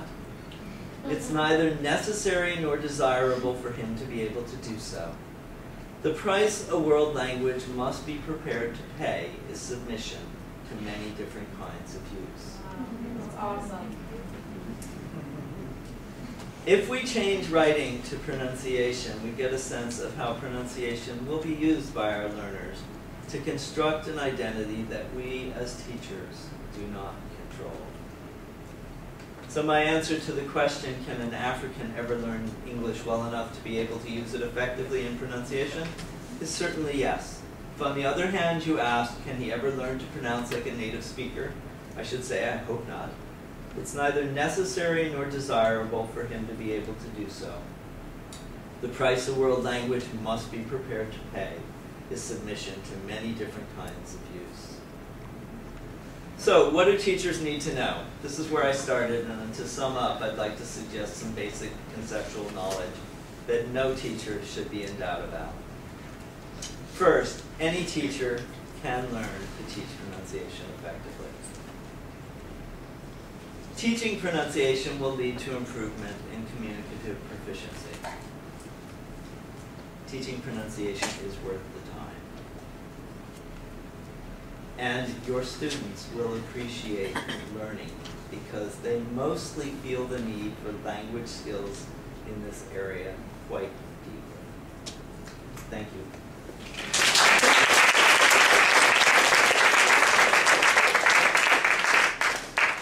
Okay, thank you very much. And then we have our last presenter, another opportunity and challenge for sure, and changing the pace a bit, okay? Okay, I'm just going to dive right in. I wanted to start with a little bit of background information about Native American languages on our continent. At the time of European contact, it's estimated that there were thousands of indigenous languages in the Americas as a whole, and well over 300 separate native North American languages. According to the U.S. Census, there are only 169 of those languages left. Less than 500,000 speakers speak an indigenous language. And the percentages of those who speak a Native American language at home is around 5%. All the Native American peoples in the country, 86 to 90% speak English at home. By the end of the 20th century, there are only about 20 remaining languages that are widely known. There are another 55 spoken by a small number of elderly tribal members, and then the rest of those fall in between. Let me show you a map of some of the languages that I will refer to today. I don't know, but it's not very good.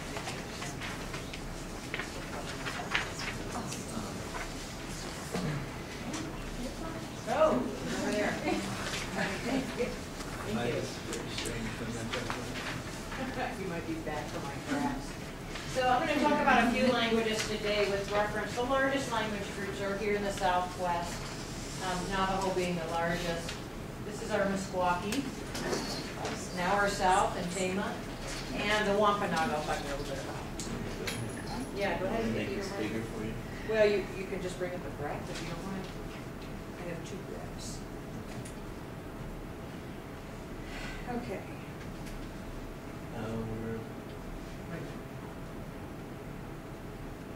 Have you ever had this with Max?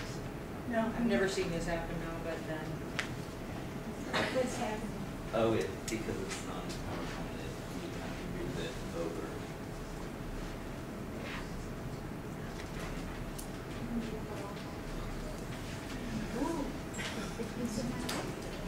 better you than me. You can talk and I will do this if you want. I will try to talk. I actually have 2 graphs. This is the first. This is the second graph. It's the second one. Well, the point of the graphs was I actually had to create 2 graphs with help, because obviously I didn't do this. I created 2 graphs because the Navajo are a huge, actually the largest language group, and if you put them on the same graph as a lot of the other languages simply disappear. So I have a couple of graphs, and I'll just give you some of the words. Is this your graph? Yeah. This is Navajo with well over 400,000 speakers. The orange or pink part shows how many still speak the language. That's about 170,000, thank you, John, over the age of 5. So that's actually a fairly vital language. The next is the Ojibwe language family, which Elaine is familiar with. There are a lot of Ojibwe in Canada. There are also some in Minnesota. And I'll tell you a little bit about that program in a minute. But there's about 220,000. But look at how few native speakers there are. This is Cherokee. This is Apache. This is Choctaw. And through all of them, you can see how few the native speakers are. I have another graph, but we'll just leave it. I can find it. The other graph, the top bar is 30,000. That's the maximum for all these other smaller languages. Here you go. Oh, very good. Thank you. This is an Alaskan Indian language, Yupik. I cannot find a number of speakers because in the geographic area, some villages speak Yupik and some don't. And then there's varying degrees of native speakers in that area. This is the Lakota, North and South Dakota, Wyoming, but it's part of a bigger family called Sioux. So the Lakota Sioux family is also quite varied in the number of speakers. Let's see, this one is Sunni in the Southwest, still has a few native speakers. I'm sorry, this is Hopi, Sunni, Cheyenne. This one is Arapaho. This is the only eastern, well, this is the southeastern, the Seminole Miccosukee. In the Miccosukee, there's about 5 native speakers. But the Seminole is a larger group, and they were pushed off towards Mississippi. So that I didn't put a pink sticker up there. And the very last one is Wampanoag. There are about 4,000 people, and you see that there are no native speakers. But the Wampanoag, I wanted to tell you something about, because this is really exciting. Maybe the cover large. That's just a picture of the movie. There's this wonderful movie out there called We Still Live Here. And it's about the Wampanoag who live in Massachusetts. Not very many of them. Their language was the earliest to come in contact with the Europeans. It was the first one to be written down. A missionary named John Eliot actually translated the Christian Bible into Wampanoag so he could teach them religion. But the end result, this is the movie, We Still Live Here. The end result is that there are hundreds of documents written in Wampanoag. There are, however, no speakers. So there's a woman who's featured in the film named Jessie Little Doe Baird, who is a prime actor in reviving the language. She saw that there was a need, she had a vision. It's really a neat movie if you can get a chance to watch it. She saw that there was she didn't have the training to do something, so she went to MIT and worked with Dr. Kenneth Hale and got the degree, the tools, the skill, the ability, and went back to the Wampanoag in Massachusetts and began adult classes language learning classes for the adults in the community. She took basically a dead language that existed in written form, and she revived it, starting with the adults, which matters because some people would have started with children. She started with the adults. And then she had a child and started teaching her child, speaking only to her child in Wampanoag, creating the first native speaker of Wampanoag in over 100 years. We hope. Okay. I have some information on the Ojibwe and the Lakota, but I think because of time, I'm going to go ahead and talk a little bit about the Meskwaki. As I said, some of the native revitalization projects have begun with children, and most effectively when they have immersion programs, so the children go to school on the reservation or on the settlement and they're surrounded by the language. And this is a very efficient way to start. The Meskwaki are actually called the Sac and Fox of Mississippi.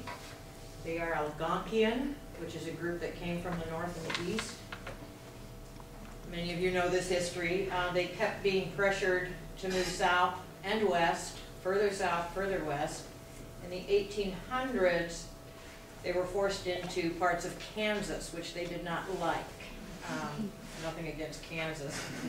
But they knew that Iowa was the best place in the world to live, and they wanted to come back. So in 1851, the Iowa legislature passed an act allowing them to buy land in Tama County. 80 acres, they now have 7,000 acres, and it is a settlement, not a reservation. They own the land themselves. This was a pretty amazing thing for a state to do. Okay, population-wise, there are about 1,400 Meskwaki. If you think of our graphs, they're a very small number there, 1,400 Meskwaki. 1993, they started a casino. And by virtue of the casino, they now have a judicial system, they have police, they have social services, and most importantly, they began to build schools. They started with a K-6 in 1983, and they now have a K-12 settlement school, which is comprised, importantly, of Anglo teachers and administrators. As with other nations, the Meskwaki realized that their language was being replaced by English, particularly among the young. So they created a historic preservation project. They have a language department at the tribal level. And that department is working primarily with adults. The older generation on the settlement still speak Meskwaki. The younger parents, the middle generation there, have some receptive and some productive skills, but the productive varies widely. And that's part of the problem with the adult classes. The children are primarily using English in all circumstances for all functions. So the number of native speakers is estimated to be maybe in the hundreds. Hard because we can't measure the level of proficiency very easily. Okay, so the two avenues for preservation, I mentioned the Wampanoag, who are working primarily with adults and then working with children.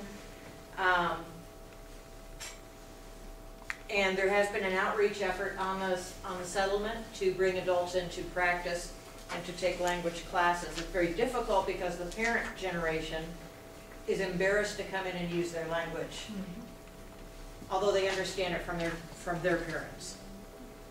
So the second place that the language revitalization is focused is the settlement school.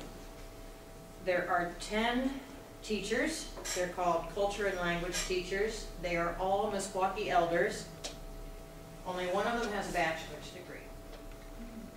These teachers are working at all levels, K through 12, but they have a limited amount of time with the students. So 20 minutes a day, 5 days a week.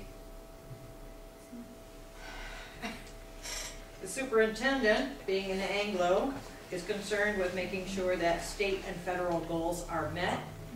So although he is supportive, at least verbally, of language revitalization, he's actually making sure that all the instruction is in English and that the reading and math scores are up there where they need to be for no child left behind.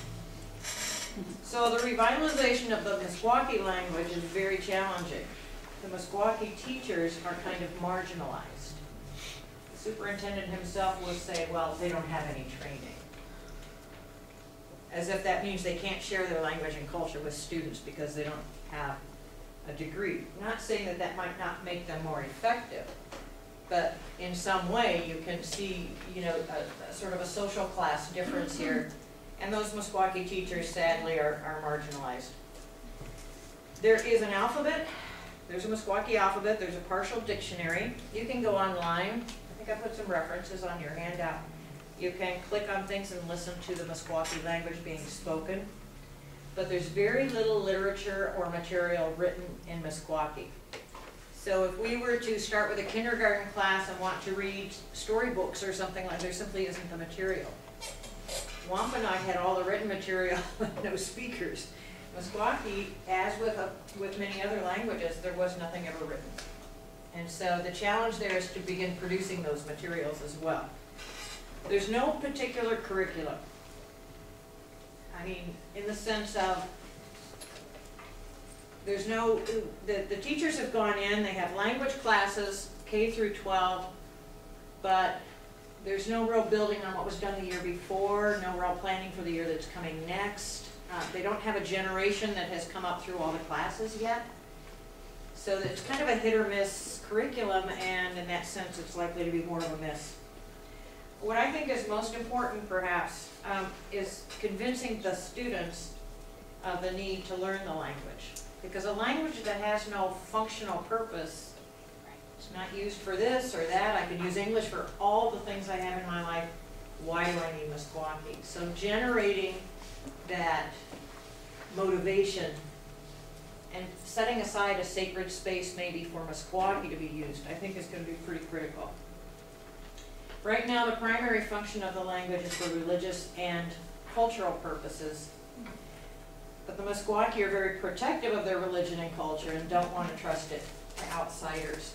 For example, they talked about having a radio station that would broadcast in Meskwaki on the settlement, thus providing language input for people of all ages. The idea was voted down because they didn't want that signal to be picked up outside of the Meskwaki settlement by outsiders who might try to learn the language or the culture. The culture is very closely tied to the religion, and the religion is very private. So it's difficult because they're struggling to keep it alive and to carry it forward, but they really could use some help. So the culture and language teachers realize that their task is daunting. They do understand that an immersion program would be more helpful, and they'd like to move in that direction. In order to do that, they need certified teachers who speak Meskwaki.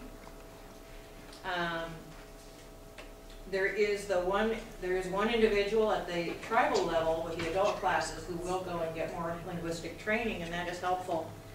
But she's not even a fluent speaker of Meskwaki herself yet, and she's maybe 30 years old. There is financing available for higher education if the speakers of Meskwaki could be encouraged to do it. But the speakers of Meskwaki are elders.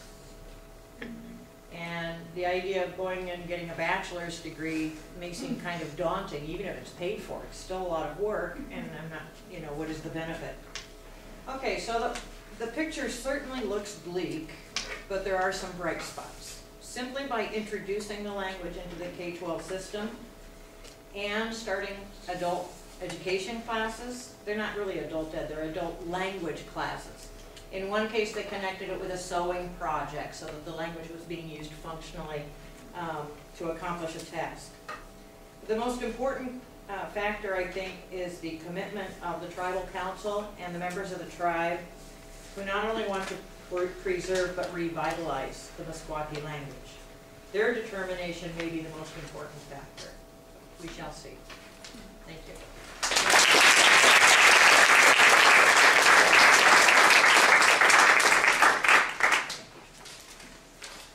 Okay, thank you very much. I think at this point maybe we have some time for questions. I know some of you might need to leave, but perhaps our presenters, if you could come up here and let's see, we need another chair or two. And that would be rolled over. Maybe somebody can sit up on it. Oh, okay, we can switch. Thank you.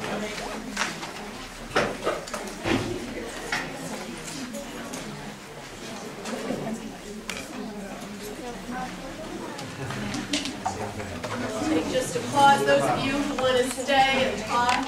I teach Spanish at Warburg, and I actually have a copy of Judith on my desk, but I haven't looked at it yet. Just got it last week, and you said it was for elementary. Is there anything in the works for intermediate college Spanish, or anything?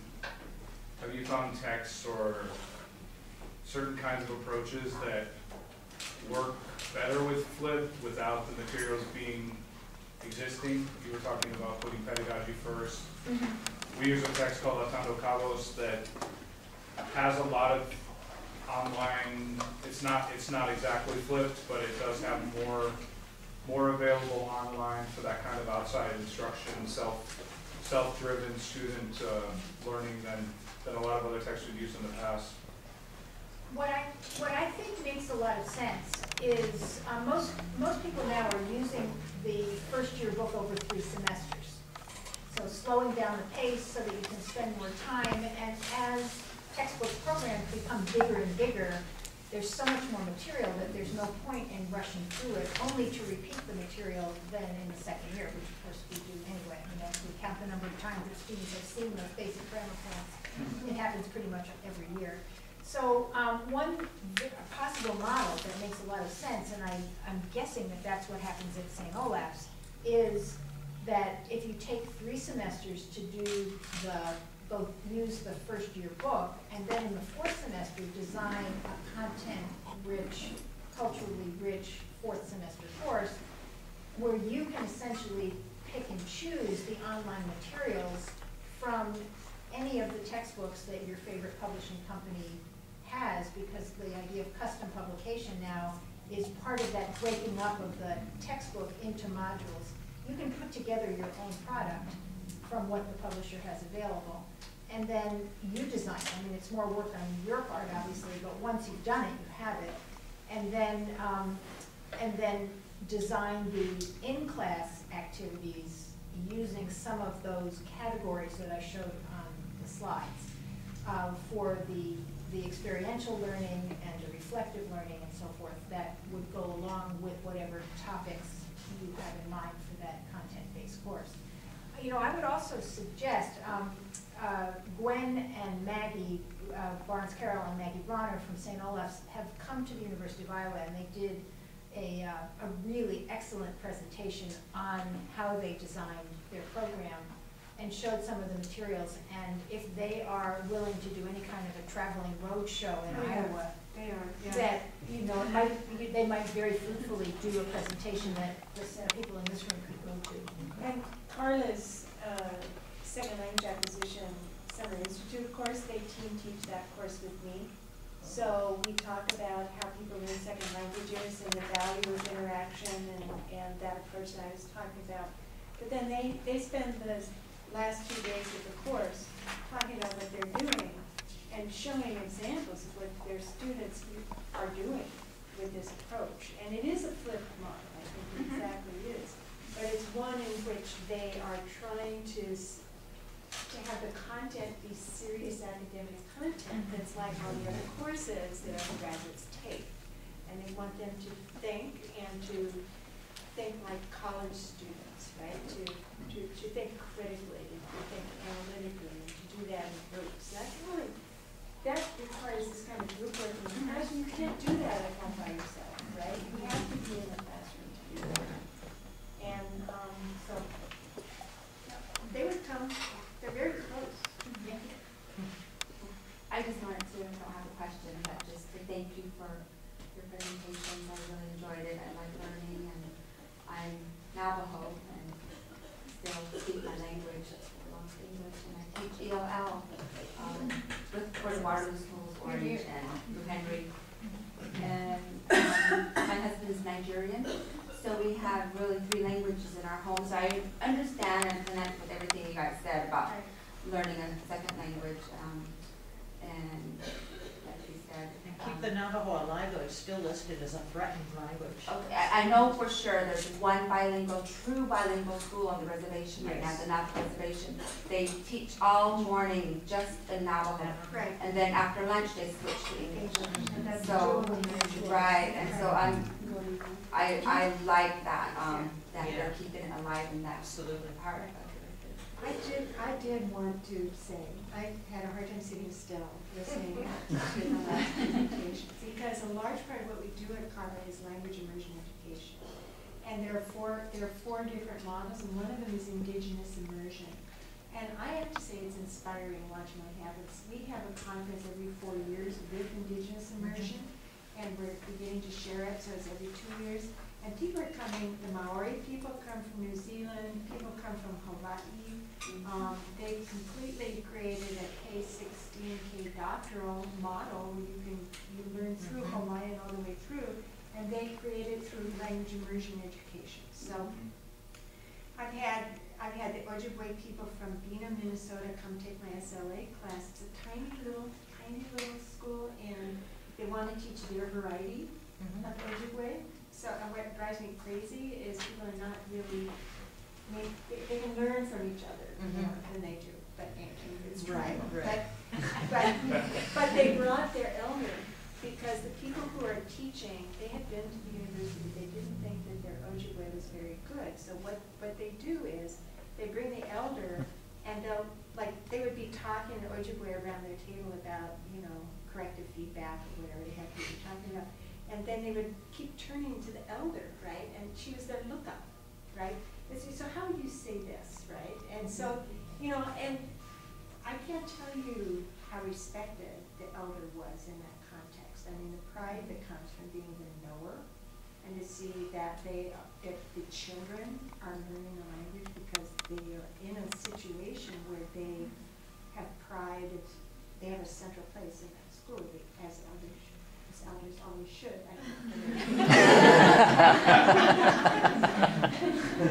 But I think language immersion education is a very powerful model. And I don't know, in Iowa, I was asking, do you have charter schools in Iowa? Because sometimes the licensure requirements are less if you have charter schools or you have other models where... In the school district I worked in New Mexico, I taught in New Mexico, and I'm from Arizona. And then I went to North Carolina. Well, in New Mexico, I only taught in a regular classroom, but in our school district, all the teachers had to have their TESOL because 90% of the students in the district were Native American. So they all had a second language in their home. So we all had to have our TESOL.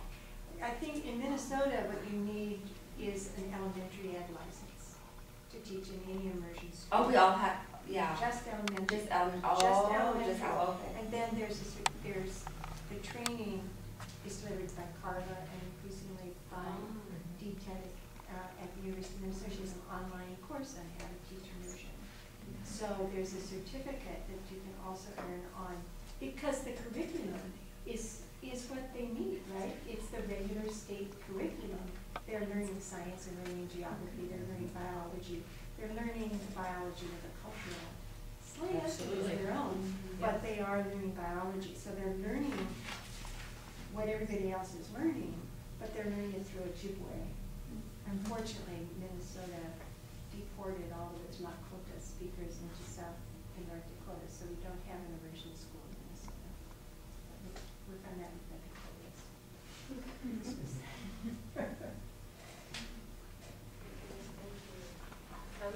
Ashley.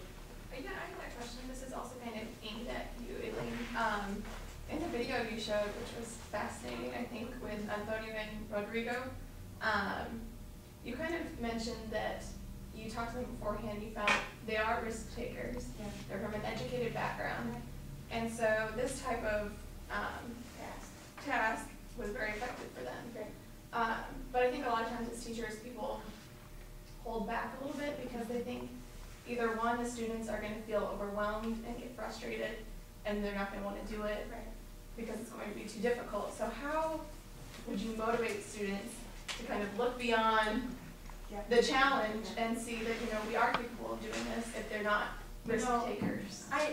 If I could, I'd show you the learners of Chinese, Japanese, Korean, right, that's kind of what I had in mind. who are if you could go to the website, you can look at them. They are mind-boggling. Right. They showed up on a Saturday or a Sunday at 9 in the morning to be video recorded, to do stuff they didn't even know. And the one, they were random. I mean, I didn't choose them. My TAs found them. I said, I need speakers of French. And it turned out we had people from Francophone Africa who are speakers of French. But they were motivated by the tasks. They loved doing this kind of stuff, right? And to a person at the end, after going through this in front of the cameras, high pressure situation, they said, that was so much fun, why can't we do this? And I like, wow. You know, they all major in something. So they all have topics that they have learned about in their other classes that are turn-ons for them. And I think the trick is to figure out who your students are and design the tasks accordingly. Yeah,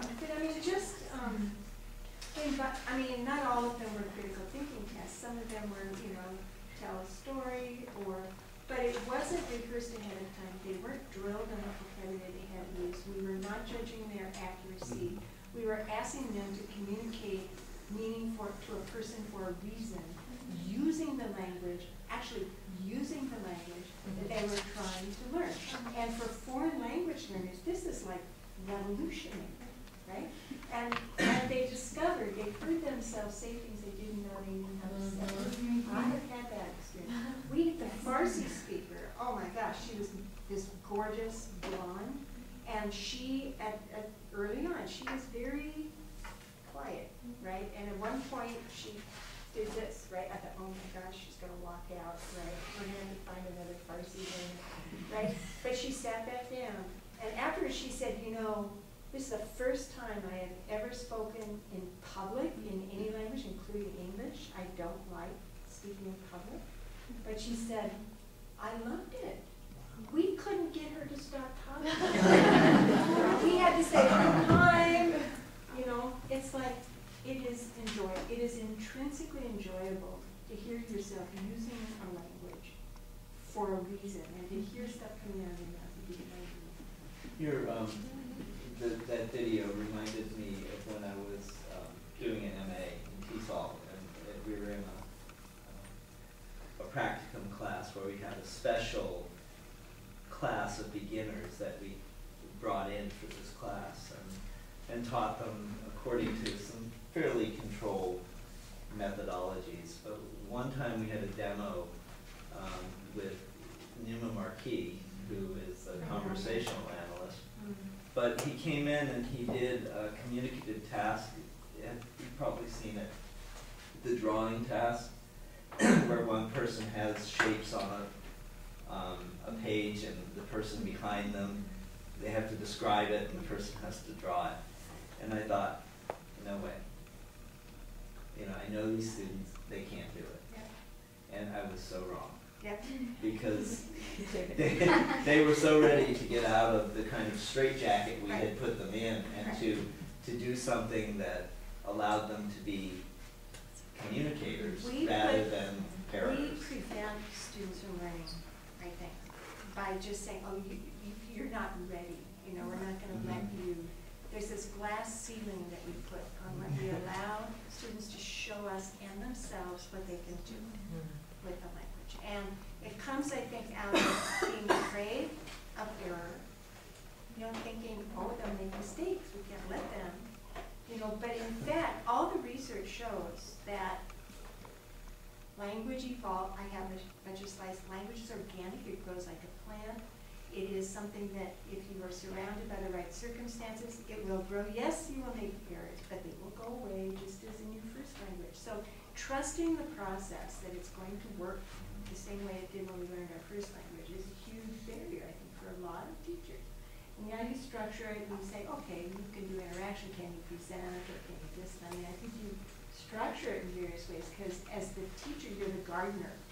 You're noticing what's developing, you're structuring it in a way, providing opportunities for it to grow. It's lopsided, right? We need to you know, turn it around so it's facing the sun this way. So I think that, I'm a gardener, so I think of what I do in a language class is very much like gardening. You're creating the circumstances for growth, and you're attending to how the plants are grown, right? And your job is to step in and prune or turn or add sunlight or water, whatever it is.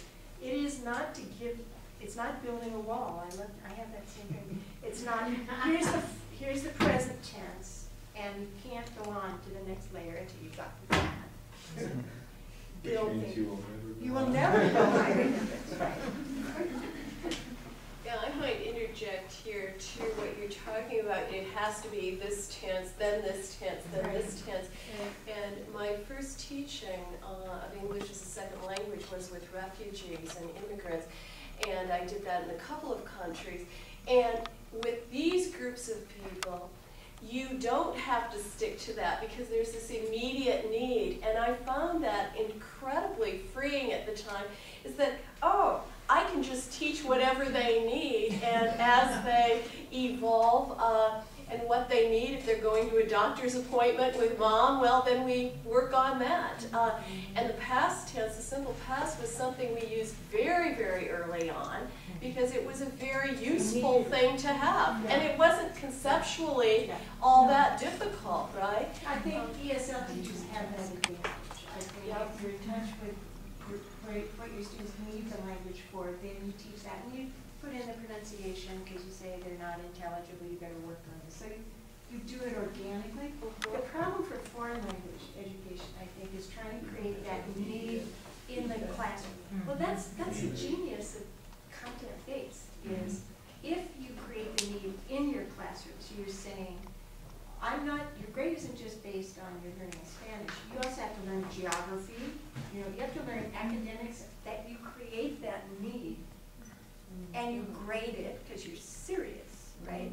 I mean, you get perfect Spanish, you're not getting an A in my class because you've got to learn the content, right? So you're creating the need, a real need, to communicate about academic material in your class.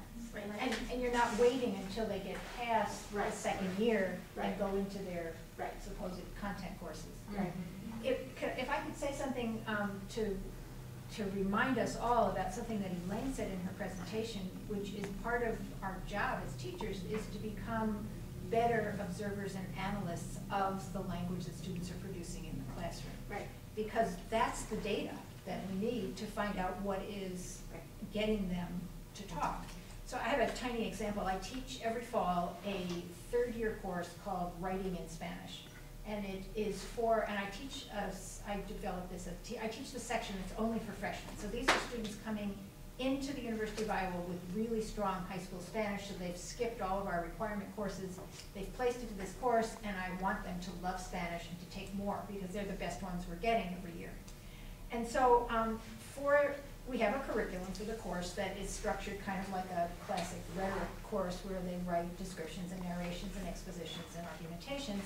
But I also introduced last year a blog project where each of these people had to pick a topic that they wanted to write about 5 different times in 5 different blog posts over the course of the semester. And they also had to follow the blogs of 2 other people. And then I went out searching for my friends to have their students become followers. That wasn't very successful. But the point was that, and these were all newcomers to Iowa City, so some of them chose exploration topics like restaurant reviews, and they would go to a different restaurant every 2 weeks, and then they would write it up with photographs, and it would, very cool stuff. And others of them wrote about getting adjusted to the University of Iowa and their misadventures of things that they had to learn in the first semester. But what I observed was that their writing was so much better than it was in the essays that were a much larger part of their grade. They were spending more time on the blogs. They were making them much more interesting. They were incorporating images. There was one person who was learning how to cook, and so he did cooking lessons of, like had somebody taking pictures of him while he was making different foods and so forth. And I'm at the point now where I'm gonna revise completely the curriculum and drop the canned essay topics, even though I had them choosing the topics for the expositions and then working through how they would turn those into argumentation, which is way better than me choosing the topics, but still their blogs were way better. So that was the message to me that came from observing their language. I mean, if you had the essays set up so they were on the same topic but maybe debates, so there was a real audience. Mm-hmm. Do you see what I'm saying? Right. It's the whole deal, I think, was making them public. Yeah. That the blogs were public documents and that they were on topics of interest.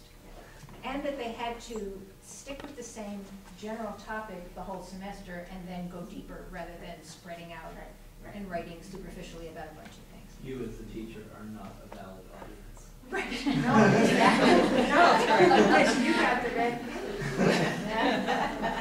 Can I ask a question about the blog assignment? Sure. It sounds interesting. I teach composition, and it's like a grammar composition. Do you want to have our students follow each other? I totally Okay. do. Actually, I teach in the fall too, so great. Okay. Third year composition. So let's talk. Definitely. But I'm wondering about did the blogs have any specific grammatical goals, or were they just wide open?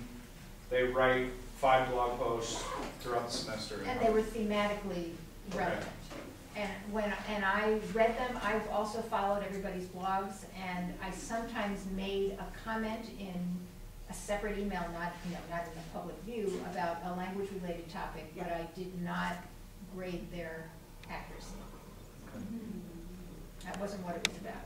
But I think you can, in the mode of Gardner and Bruner, I mean, you can monitor what's going on with the grammar, but you want them focused on the meaning, right? And then you pull out and you say, maybe you have a lesson on it, you know, for the class. I've seen this pop up in a number of these, let's just attend to this for a minute. Here's the grammar rule and let's work on this. But I mean, trying to say, here's a blog and I want you to use the past tense, right? Whether you tell them or not, if that's the goal of it, they will pick that up and it will rapidly become deaf. Right, yeah. Deaf. Yeah, that's what I was thinking. Okay, I'm afraid we're going to have to cut this off. Thank you so much to the presenters.